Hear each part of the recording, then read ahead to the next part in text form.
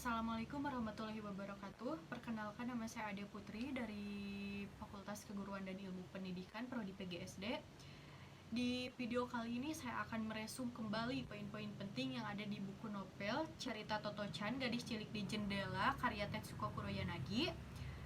Buku ini bercerita tentang seorang anak gadis yang bernama Toto-chan. Ia biasa dipanggil Tetsuko-chan. Ia memiliki nama asli yaitu Tetsuko Kuroyanagi.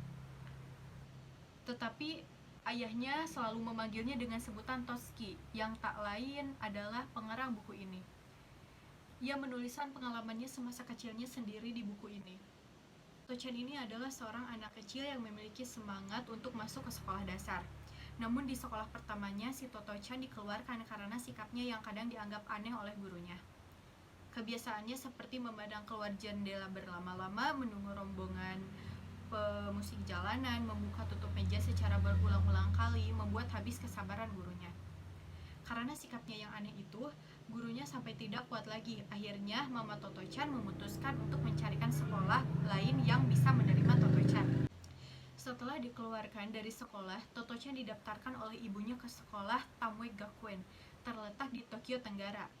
Kepala sekolah barunya yaitu bernama Sosaka Kobayashi, yaitu guru yang paling ramah bagi para murid. Di sekolah barunya, Toto-chan merasa sangat gembira sekali karena kegiatan-kegiatan yang dijalaninya di Tamwe sangat berbeda dari sekolah lamanya. Di Tamwe, murid-murid belajar di gerbong kereta yang dijadikan sebuah kelas, sehingga Toto-chan dan teman-temannya dapat belajar sambil menikmati pemandangan di luar gerbong dan membayangkan sedang melakukan perjalanan. Selain itu, di Tamwe, murid-murid diperbolehkan untuk mengubah urutan pelajaran sesuai keinginan mereka, dan di sekolah ini mereka boleh duduk sesuka hati di mana saja dan kapan saja. Di Tamwe, Toto-chan tidak hanya belajar mengenai pelajaran akademi semata, tetapi di sana belajar tentang nilai-nilai kehidupan, seperti tentang persahabatan, rasa hormat, menghargai dan menghormati orang lain, serta kebebasan untuk menjadi diri sendiri.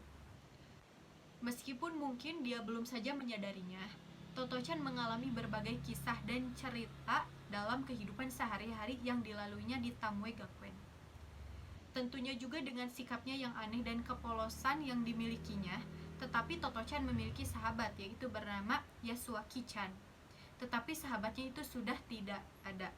Toto-chan sangat sedih karena sahabatnya itu sudah tiada lagi. Sistem pendidikan di Tamwe Gakuen sangat berbeda dengan sekolah konvensional lainnya. Di sana, murid-murid boleh mengubah urutan pelajaran sesuai dengan minat mereka. Ada yang memilih menggambar, ada yang memulai dengan belajar fisika, ada yang ingin belajar bahasa dulu. Pokoknya bebas. Tak jarang pula kepala sekolah mengajak jalan-jalan para murid sambil menjelaskan apa saja yang mereka lihat saat berjalan-jalan. Tanpa disadari oleh para murid, mereka telah belajar banyak hal dengan cara yang sangat menyenangkan. Belum pernah Toto-chan merasa segirang ini saat bersekolah. Ia merasa sangat senang di Tamwe Gakuen. Selain karena cara belajarnya menyenangkan, ia juga punya banyak teman dan kepala sekolah yang sayang pada semua murid. Toto-chan yang tadinya dianggap nakal ternyata adalah anak yang baik. Hal ini terlihat dari betapa ia sangat menyayangi teman-temannya yang beberapa di mereka memiliki cacat fisik.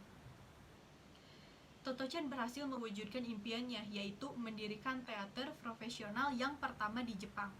Dari buku-bukunya, ia menerima hadiah non-fiksi dan 3 penghargaan lain. Akhirnya, Toto-chan ingin menyampaikan terima kasih kepada Dorothy Britton yang menerjemahkan bukunya ke dalam bahasa Inggris. Toto-chan sangat beruntung menemukan penerjemah yang luar biasa. Kita bisa mengambil kesimpulan bahwa dalam proses belajar mengajar, dalam pendidikan anak usia sekolah dasar berbeda dengan anak-anak usia sekolah menengah.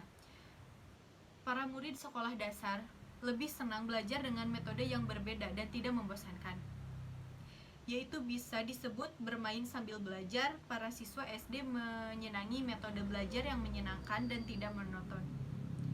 Dalam kurikulum pendidikan sekolah dasar Indonesia menerapkan belajar sesuai dengan apa yang sudah diatur di kurikulum. Para siswa mau tidak mau, suka tidak suka harus mengikuti semua pelajaran yang mungkin sebagian dari mereka menganggap pelajaran tersebut tidak menarik atau malah membuat stres. Hal ini membuat semangat belajar para siswa-siswi sekolah dasar menjadi menurun.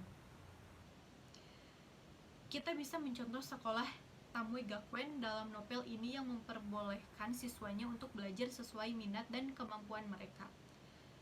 Setiap siswa atau siswi pasti memiliki kesenangan masing-masing yang dapat mereka kembangkan sejak dini. Namun keharusan untuk belajar pelajaran pokok seperti matematika, bahasa, dan ilmu pengetahuan bisa diterapkan dalam metode yang berbeda dan menyenangkan agar para murid tidak bosan dengan materi-materi yang diberikan. Setelah itu, para siswa atau siswi boleh mengikuti kegiatan yang mereka gemari seperti bermain musik, menari, atau berolahraga. Sekian resum buku novel Toto-chan Gadis Cilik di Jendela ini. Buku ini sangat layak untuk dibaca, terutama untuk para orang tua, juga para guru atau pengajar. Lewat buku ini kita diajak untuk lebih biasa mengerti anak-anak. Semoga setelah selesai membaca resum ini akan ada wawasan, pengalaman, dan pemahaman baru. Semoga bermanfaat. Sekian dan terima kasih. Wassalamualaikum warahmatullahi wabarakatuh.